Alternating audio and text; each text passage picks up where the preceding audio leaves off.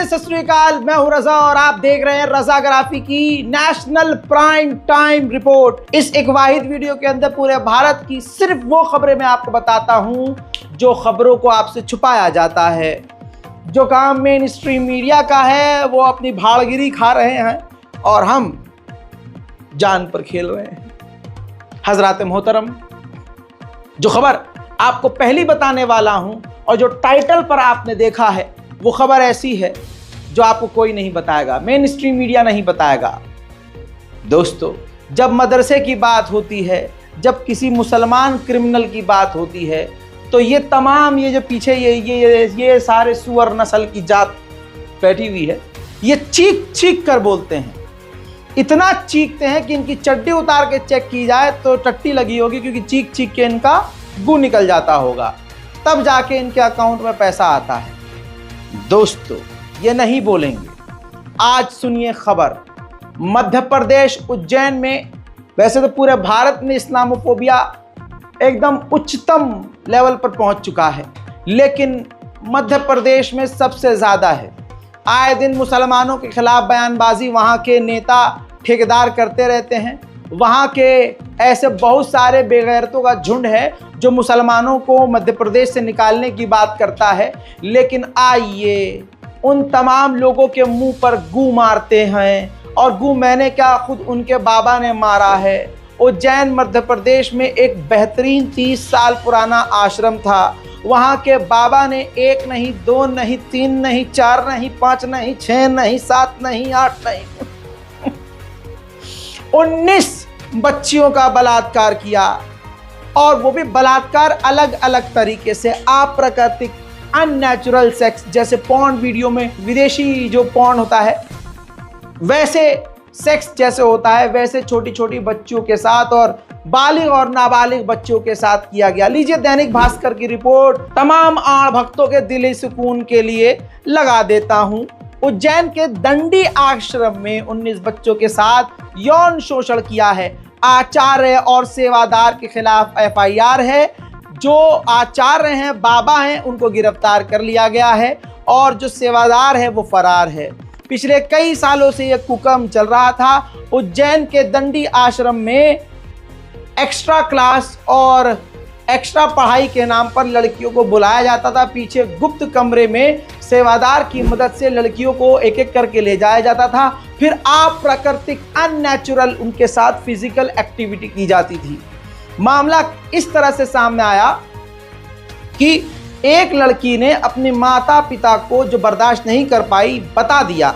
जब माता पिता ने 2-4 और उस आश्रम में जाने वाली लड़कियों के माता पिता से बात करी और जब बैठक हुई तो उनके भी घर वालों ने जब अपने बच्चों से पूछा तो बच्चियों की थोड़ी हिम्मत बनी और फिर 1 नहीं, 2 नहीं, 19 से 20 परिवार की लड़कियां सामने आई जिनके साथ पिछले कई सालों से बलात्कार हो रहा था।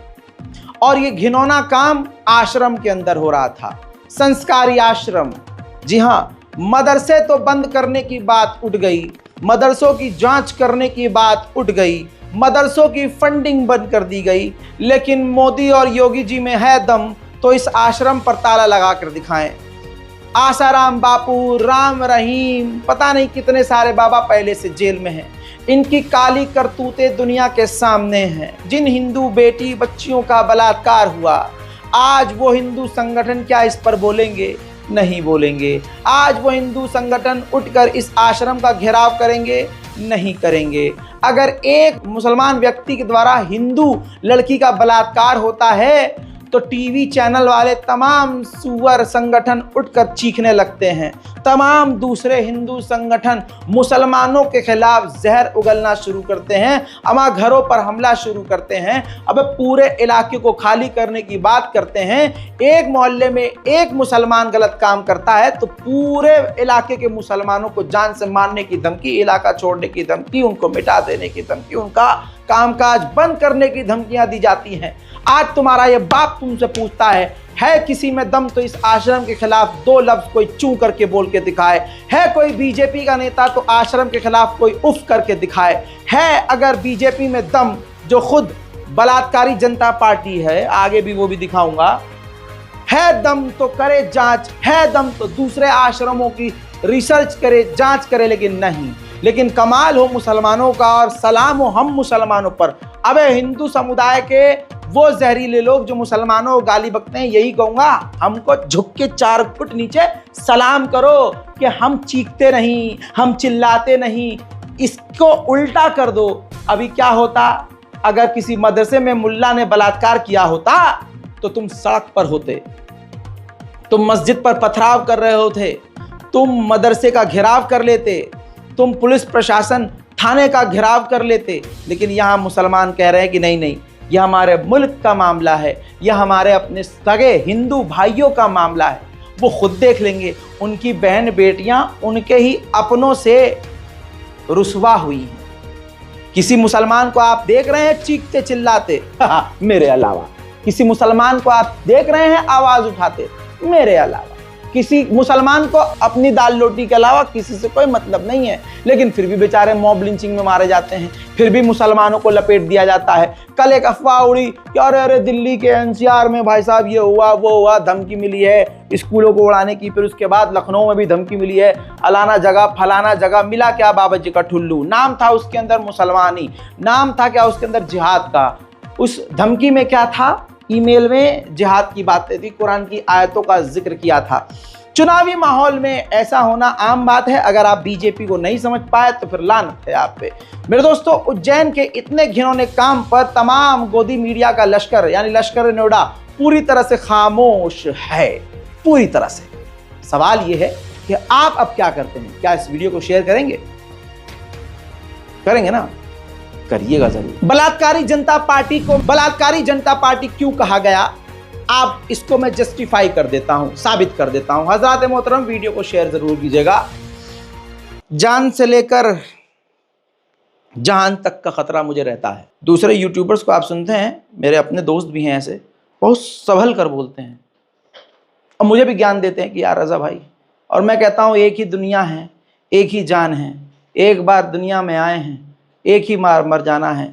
मौत रोज हो रही है, शांति से लोग मर जाते हैं। हमारी मौत का अलग भौकाल होगा, जब हम मरेंगे तो अलग ही शोर होगा।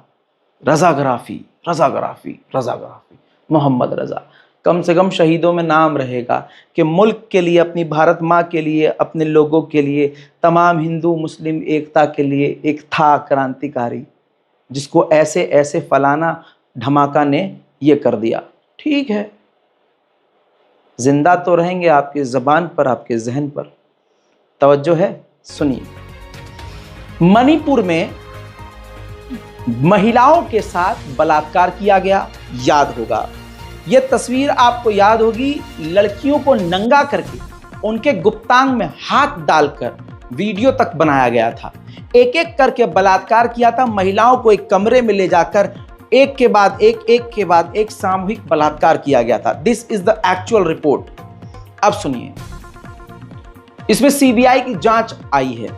माननीय अमित शाह जी ने कहा था कि सीबीआई जांच बिठाएंगे। सीबीआई ने जो जांच रिपोर्ट पेश की है, सामने बात यह आई है कि पुलिस वालों को महिलाओं ने कहा था कि हमको बचाइए। तवज्जो है, पुलिस किसकी? सेंट्रल गवर्नमेंट की। सेंट्रल गवर्नमेंट में कौन? राहुल गांधी नहीं, जूता उठा के मुंह पर मारेंगे। आण भक्तों सुनो, मोदी सरकार सेंट्रल गवर्नमेंट में है और उसके हाथ में पुलिस प्रशासन है। मामला रिपोर्ट से सामने यह आया है कि पुलिस वालों ने उन महिलाओं को बचाने के बजाय महिलाओं को पकड़ के भीड़ के हवाले कर दिया। किसके हवाले कर दिया था? भीड़ के हवाले कर दिया था। फिर उसके बाद कौन सी तस्वीर सामने आई थी? यह तस्वीर सामने आई थी जिसमें महिलाओं के गुप्तांग में हाथ डाला गया, महिलाओं को बलात्कार किया गया। सवाल यह है, बेटी बचाओ बेटी पढ़ाओ वाला नारा कहां गया? जो नेता, जो राजा चीख चीख कर कह रहा है भाइयों बहनों, बेटी बचाओ बेटी पढ़ाओ का नारा हमने दिया, तो उससे पूछो ये क्या है? ओ, पूछने का तो दम ही नहीं है किसी में। जो वीडियो बनाए वीडियो डिलीट करवा दो, जो चैनल बनाए वो चैनल डिलीट करवा दो। सामने का मामला है। बोलता हिंदुस्तान यूट्यूब चैनल उड़ा दिया गया। किसके कहने पर? मोदी जी के कहने पर। अब बताओ, सच इंसान बोले तो कैसे बोले? आप बताइए, जो व्यूअर्स हैं, क्या ऐसा खतरा मोल लेने वाले जैसे रजा गराफी, बोलता हिंदुस्तान के लिए आप लोग क्या करते हैं? चैनल बंद हो गया, अब कैसे का, अब आदमी क्या करेगा, क्या खाएगा, कैसे टीम चलाएगा, कैसे? अब सच बोलने का एक सोर्स अब हमारे सामने नहीं आएगा। दोस्तों, बोलता हिंदुस्तान के समर्थन में उतरा editors guild of India. I&B मंत्री अनुराग ठाकुर से कहा कि बोलने पर पाबंदी ठीक नहीं। अब कोई भी संस्था हो, चाहे अंतरराष्ट्रीय संस्था, वो भी कुछ नहीं कर सकती है। सब बेबस हैं, सबके सब बेबस हैं, क्योंकि अंधेर नगरी और चौपट राजा। नाजरीन, मुगल तो नाम के ही बदनाम थे, असली अय्याश तो प्रज्वल रवन्ना है। भाई साहब, 2000 से ज्यादा पॉर्न वीडियो इसका मिला है पेन ड्राइव के अंदर। 2000 इसका, जी हाँ, पहले मैंने बताया था कम, अब उससे ज्यादा धीरे धीरे जैसे सच्चाई सामने आ रही है। 2000 से ज्यादा इनका पॉर्न वीडियो मिला है भाजपा नेता का, और वो पता नहीं यूरोप में किस जगह फरार है। सरकार की मदद, बीजेपी की मदद, माननीय अमित शाह की मदद के बिना क्या ये नेता इतनी आसानी से फरार हो सकता है? मेरा मानना यह है कि पूरा भारत अमित शाह जी के हाथ में है। एक परिंदा आए या जाए, माननीय अमित शाह जी को पता होता है। तवज्जो है, मैं उनके फजाइल बयान कर रहा हूं, बुराई नहीं कर रहा हूं। जी हाँ, तो माननीय अमित शाह जी को पता ही नहीं चला कि उनकी पार्टी का एक नेता उड़ के दूसरे देश चला गया। पता सब कुछ है। बेटी बचाओ बेटी पढ़ाओ का ये सच है। एनडीटीवी का सोर्स देख लीजिए भाई। एनडीटीवी ने तो बताया कि 2800 अश्लील वीडियो, कई में प्रज्वल रवन्ना की आवाज भी है और ये फरार भी है। स्वरा भास्कर ने बिल्कुल सटीक बात कही है। स्वरा भास्कर कहती हैं कि मोदी जी केवल उन्हीं महिलाओं की मदद करते हैं जिसमें क्रिमिनल यानी अपराधी मुसलमान हो। बिल्कुल सटीक बात। लेकिन अफसोस के साथ मैं अपनी स्वरा भास्कर बहन तो नहीं बोलूंगा, फैन है हम उनके, कभी क्रश रहा करती थी हमारा। शादी कर ली, मुबारक हो शादी, बच्चा अच्छा सब मुबारक हो। चलो बाजी कह लेते हैं, अब क्या कर सकते हैं। बाजी, अब आपको फिल्म नहीं मिलेगी, बॉलीवुड आपसे किनारा करेगा, बॉलीवुड आपको अब छोड़ देगा। लेकिन मैं जानता हूं आप एक शेरनी हैं, आप पे कद्दू कोई फर्क नहीं पड़ेगा। सलाम हो आप। हजरात मोहतरम, आइए न्यू इंडिया को एक ही तस्वीर में दिखाता हूं, समझाता हूं कि ये मोदी का नया भारत कौन सा नया भारत है। एक तरफ देश के माननीय और चुने हुए 2 सीएम हैं जिनको जेल में ठूस दिया गया है, और दूसरी तरफ देश के 2 बलात्कारी हैं जो आजाद हैं, जिनमें से एक आराम से यूरोप में मजे ले रहा है। हजरात, क्या मजबूरी रही होगी कि ऐसे बलात्कारी, अंतरराष्ट्रीय लेवल का बलात्कारी प्रज्वल रवन्ना के लिए मोदी जी वोट मांग रहे थे, और कर्नाटक में मोदी जी कह रहे थे कि एक एक वोट जो आप प्रज्वल को दे रहे हैं वो मेरी स्ट्रेंथ को मजबूत करेगा, मुझे ताकत देगा। जी हाँ, बलात्कारी को सपोर्ट करोगे तो मोदी जी मजबूत होंगे, बलात्कारी को सपोर्ट करोगे तो बीजेपी मजबूत होगी। ये खुद बीजेपी कह रही है। प्रज्वल रवन्ना, जिसके बारे में आज दुनिया के सामने सच आ गया है। मोदी जी के अंदर हिम्मत है तो प्रज्वल रवन्ना पे बोलते क्यों नहीं? मालूम है कि आपका वो करीबी था, लेकिन कम से कम पल्ला तो झाड़िए। वो बयान सुनाऊं जब मोदी जी प्रज्वल रवन्ना के लिए बड़े बड़े बयान दे रहे थे, कह रहे थे कि प्रज्वल रवन्ना को वोट दो, आपका एक एक वोट जो प्रज्वल रवन्ना को है मोदी को मजबूत करेगा। हासन लोकसभा से एनडीए के सिर्फ प्रज्वल रवन्ना और मंड्या से मेरे मित्र एचडी कुमारस्वामी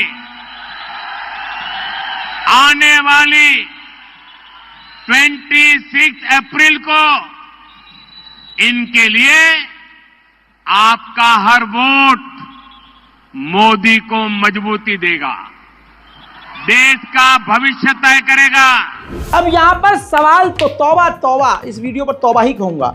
सवाल अब इसके बाद उठता है कि ये जो एंकर है, महिलाएं एंकर, लश्कर नोएडा की ये महिलाएं एंकर्स जो मोदी जी की गुलाम हैं, चीख चीख कर मोदी का प्रमोट करती हैं। प्रज्वल रवन्ना के मामले पर किसी एक महिला इन पत्रकार ने अपने चैनल से आवाज नहीं उठाई, क्योंकि इनकी औकात ही नहीं है, इनके अंदर इतनी हिम्मत ही नहीं है। फौरन नौकरी पर लात पड़ जाएगी और इनका बाल पकड़कर घसीट कर लश्कर नोएडा की टीम से निकाल दिया जाएगा। और यूट्यूबर बनने की इनकी औकात नहीं है। अब समझ रहे, EMI बहुत है भाई, इनकी खर्चे बहुत हैं, इनका हल्के में काम होता नहीं।